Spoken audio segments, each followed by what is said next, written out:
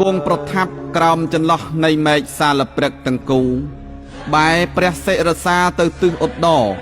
បែរព្រះភ័ក្ត្រទៅទិសខាងលិចត្រាស់ថាតថាគតនឿយហត់ហើយ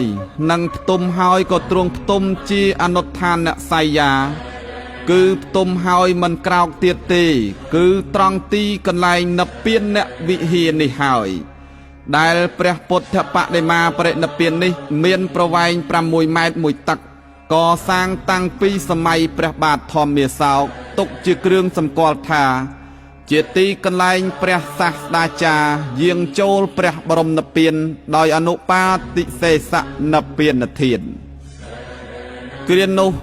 សាលព្រឹកទាំងគូចេញផ្ការីកស្គុះស្គាយខុសរដូវកាលជ្រុះរុះរយចុះមកកាន់ព្រះសរីរៈរបស់ព្រះសម្មាសម្ពុទ្ធបរមគ្រូជាម្ចាស់នៃយើងដើម្បីបូជា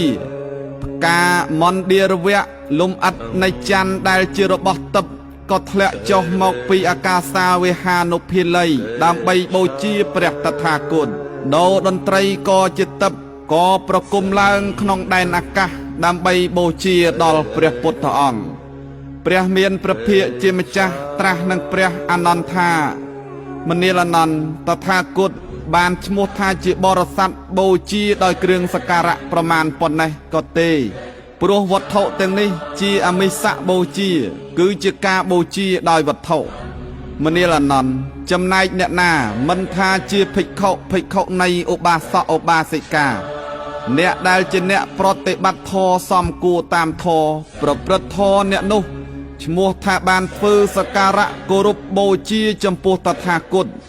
ដោយធម្មបូជាដែលជាការបូជាដ៏ឧត្តមឧត្តមគ្រានោះព្រះឧបវាណៈឈរបក់ផ្លិតនៅចំពភៈព្រះអង្គមានព្រះតម្រាស់ថាឲ្យឧបវាណៈកិច្ចចេញព្រះអនន្តសង្ស័យទូលសួរដល់ហេតុនោះចំពោះព្រះពុទ្ធអង្គទ្រង់ត្រាស់ថាដើម្បីបើកឱកាសឲ្យពួកទេវតាបានចូលមកគាល់ដោយចិត្តព្រោះថាមានទេវតាច្រើនណាស់ដែលចង់ឃើញតថាគតហើយឧបវាណៈភិក្ខុនោះគឺជាអង្គព្រះអរហន្តទេវតាមិនអាចមើលឃើញតថាគតបានទេព្រះអនន្តទូលសួរថាក្នុងបច្ចុប្បន្នភិក្ខុពីទិសផ្សេងនាំគ្នាមកគាល់ព្រះអង្គនឹងបានឃើញព្រះអង្គកាលព្រះអង្គបរិនិព្វានទៅតើពួកទូលព្រះបង្គំនឹងមានវត្ថុអ្វីសម្រាប់ជាទីគួរឃើញព្រះអង្គដើម្បីរំលឹកដល់គុណព្រះអង្គព្រះដ៏មានព្រះភិក្ខទ្រង់ត្រាស់តបថា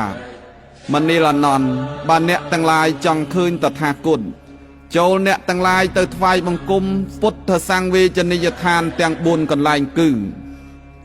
ទី1កន្លែងដែលតថាគតប្រសូតទី2កន្លែងដែលតថាគតត្រាស់ដឹងនៅអនុត្តរសម្មាសម្ពោធិញ្ញាណទី3កន្លែងដែលតថាគតសម្ដែងនៅធម្មចក្រកបវត្តនសូត្រនិងទី4កន្លែងដែលតថាគតបរិនិព្វានពុទ្ធសង្វេជនីយដ្ឋានទាំង4នេះឯងជាទីកន្លែងគួរឃើញគួររលឹកដល់តថាគតជនណាបានចរិតធម្មយាត្រាទៅកាន់ទីឋាននេះដោយចិត្តជ្រះថ្លាលុះធ្វើមរណកាលទៅនឹងទៅកើតក្នុងសុគតិទេវលោកដោយឥតសង្ស័យឡើយ